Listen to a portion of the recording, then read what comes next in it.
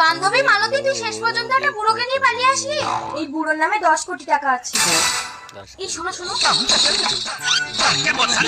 ধনা, এরা সবাই তোমাকে বুড়োই ভেবেছে। আসলে আমি যে পালিয়ে বিয়ে করব বলে তোমাকে বুড়ো সাজিয়েছি, ওরা কেউ জানে। তুমি আমার বান্ধবীর বাড়িতে থাকো, আমি বাড়ি থেকে পরিস্থিতি দেখে এসে তোমাকে নিয়ে যাবো।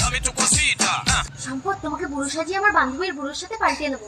তুমি পরপুরুষের ঘর করবে? আরে তুমি টেনশন করছো কেন? বুড়ো বেশি দিন লাস্টিং করবে না। বুড়ো মরে গেলে 10 কোটি আমার, তখন তুমি চলে আসবে।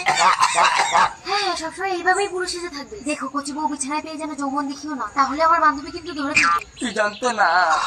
এই নাও, বান্ধবী তোমাকে দেখার আগে এই পাউডারটা বান্ধবীর চোখে মেরে দেবে।